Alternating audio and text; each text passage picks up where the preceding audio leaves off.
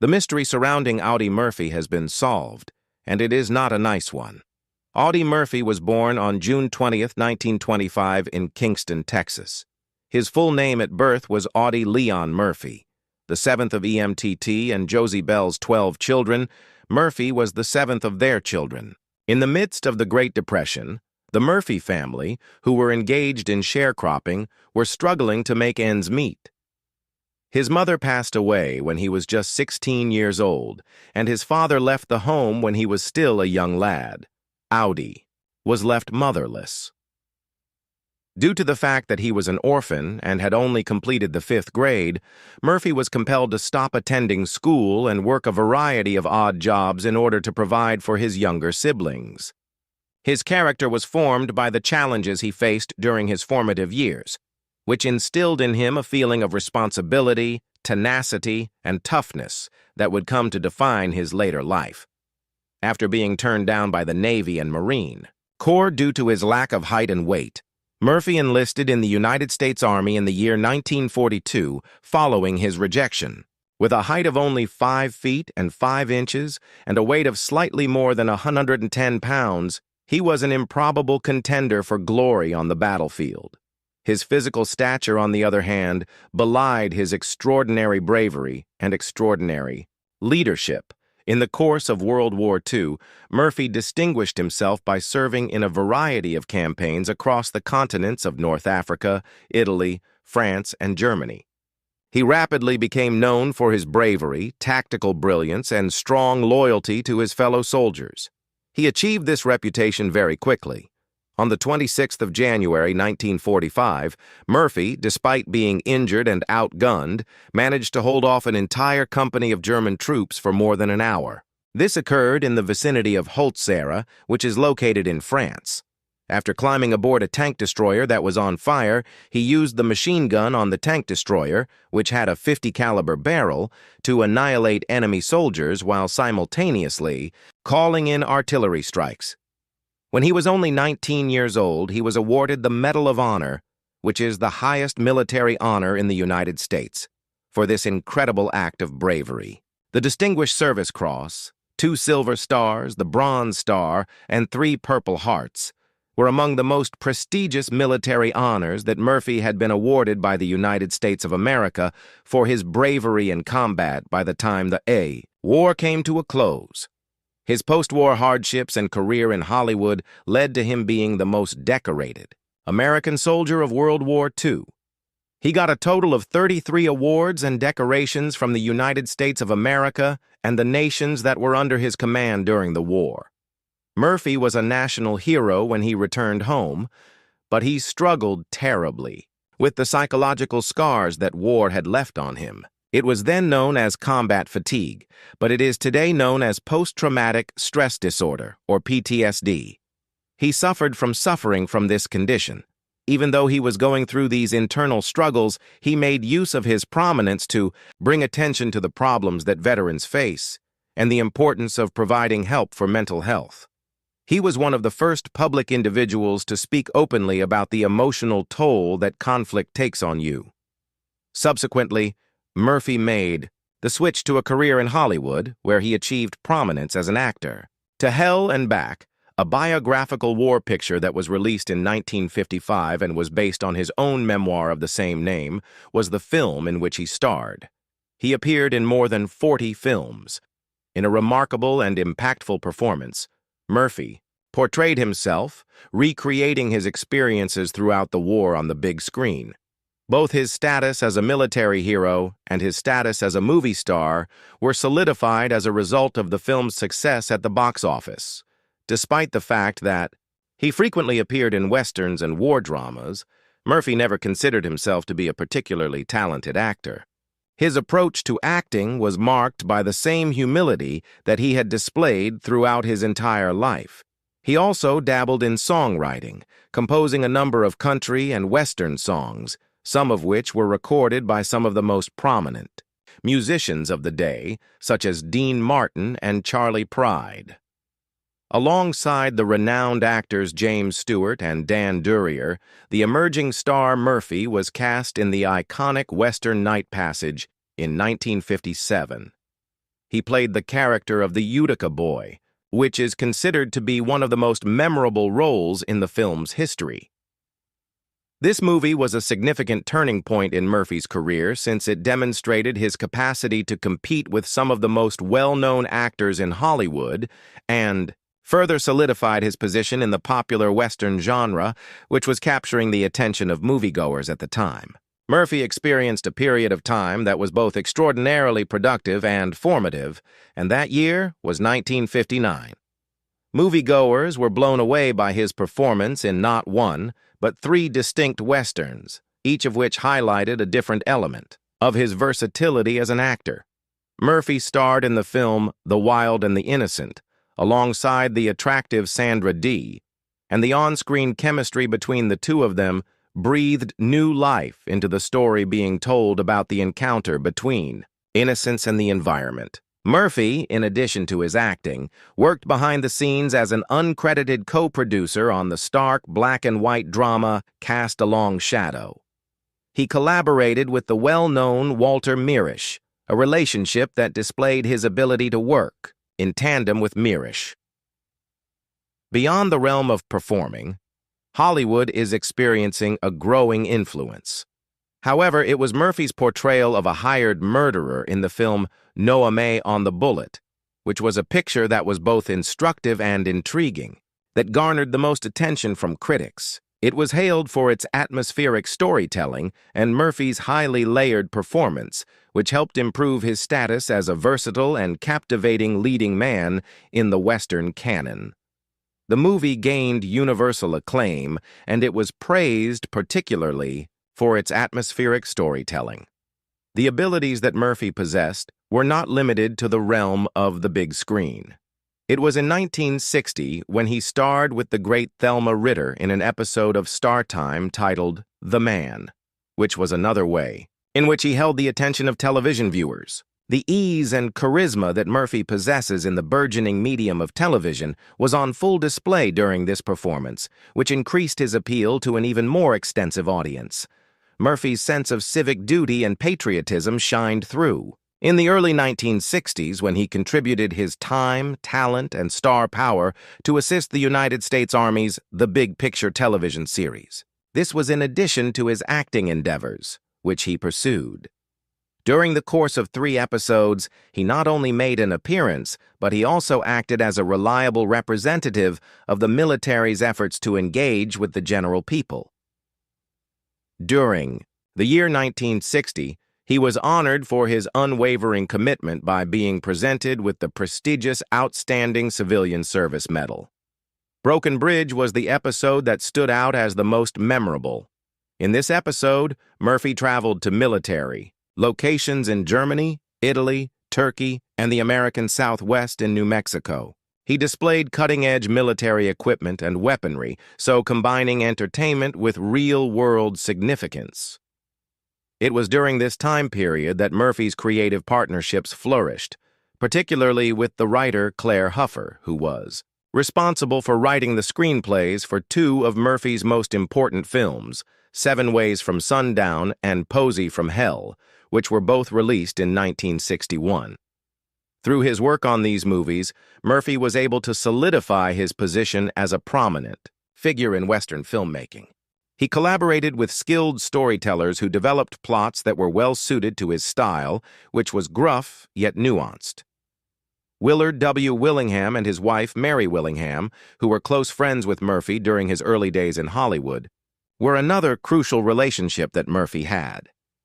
The strong professional synergy that they shared was demonstrated through the series of projects that they worked on together. In addition to producing the television series Whispering Smith, which was produced by Murphy in 1961, Willard also co-wrote the screenplay for Battle at Bloody Beach, which was also produced in 1961. The screenplay combined realistic storytelling with exciting action. Both Bullet for a Bad Man, 1964, and Arizona Raiders, 1965, were the products of their ongoing collaboration during the middle of the 1960s. 2 movies that contributed to the further development of Murphy's legacy in the Western genre. During the year 1967, the Willinghams collaborated to write the screenplay for Gunpoint as well as the script for 40 Guns to Apache Pass, which would be Murphy's last starring role in a Western film. Both of these projects were completed collectively. Murphy's willingness to take on different and demanding parts outside of standard American settings was demonstrated by the fact that he filmed Trunk to Cairo in Israel in 1966. This was an accomplishment that allowed him to broaden his horizons internationally. Murphy's connection with director Bud Bodicher, which began in an unexpected place, a boxing gym, was one of the most significant connections in his career since it was the beginning of their relationship. During his time at Terry Hunt's athletic club, Murphy had expressed interest in being Bodker's boxing partner, an encounter that led to the formation of a creative relationship that has lasted for almost 20 years. These circumstances resulted in Murphy playing the lead part in Barracour's debut Western, The Cimarron Kid, which was released in 1951. This film would serve as a foundation for future collaborations between the two actors. In 1969, Bitker developed the script for A Time for Dying, which would be Murphy's final feature. This film would serve as a tragic capstone to their lengthy working partnership. Their alliance persevered, and it was in 1969 that they wrote the script. Although they had intended to work together on two further projects, namely When There's Something to Do in Eors for Mr. Barnum, they ultimately decided against doing so. These films were never produced, which leaves viewers wondering what might have been if the two individuals had completed their creative path. Unfortunately, these films were never made.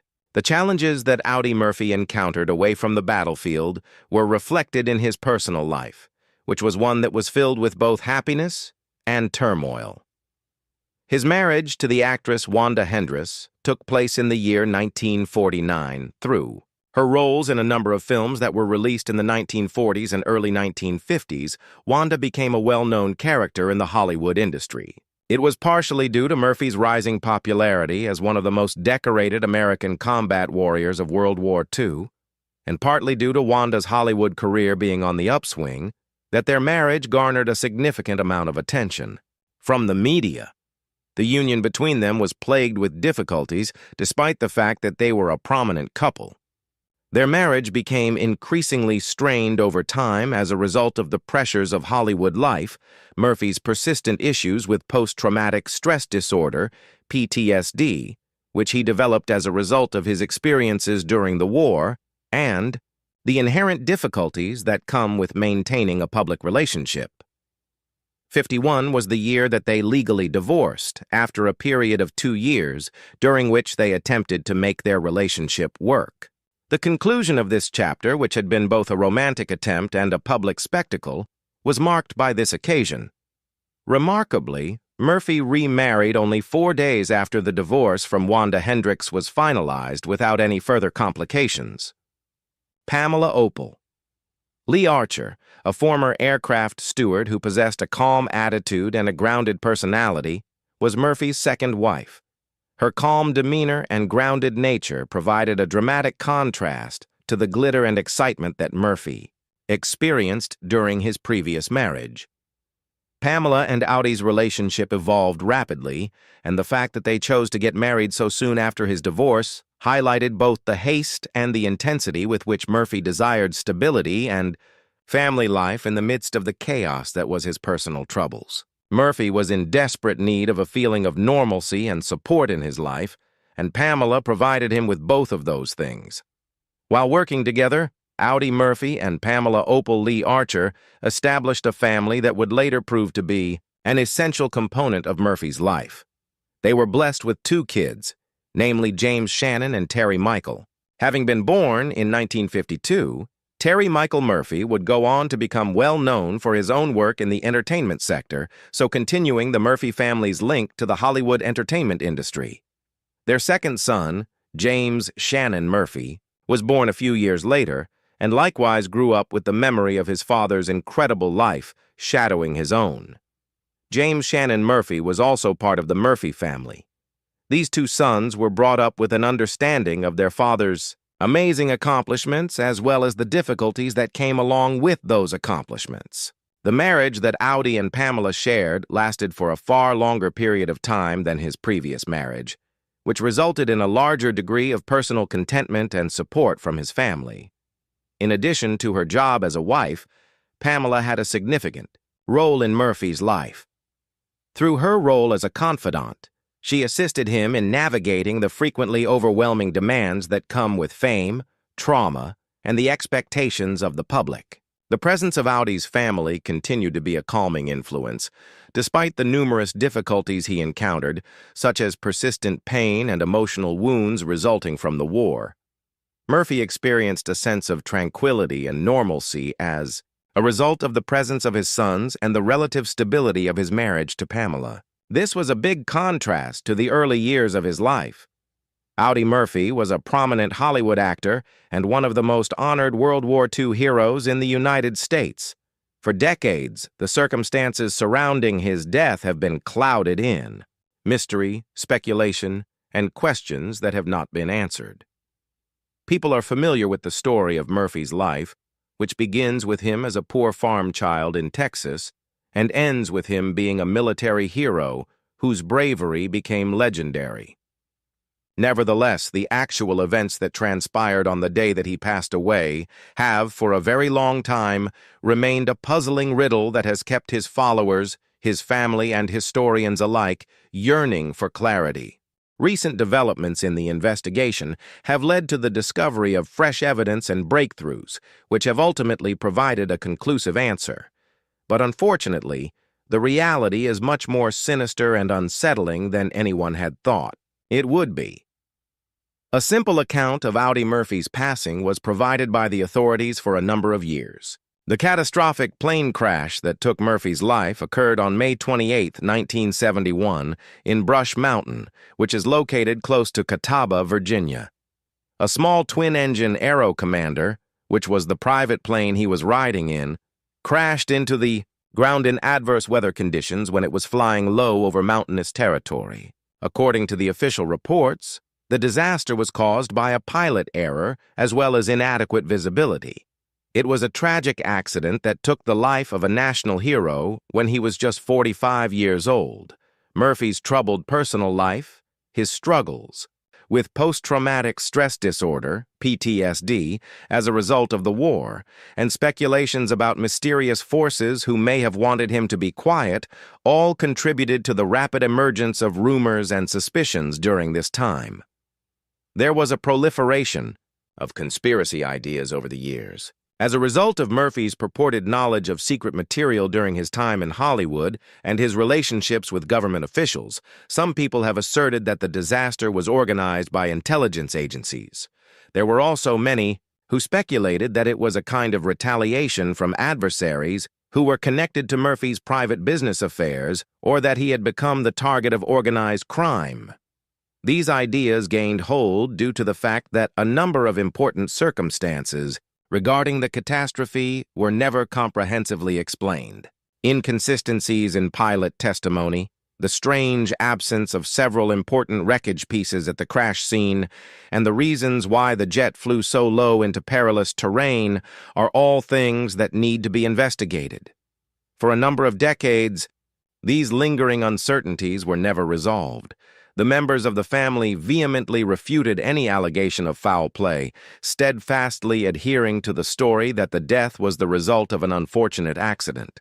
The lack of tangible evidence, on the other hand, made it seem as though the truth was tantalizingly unavailable.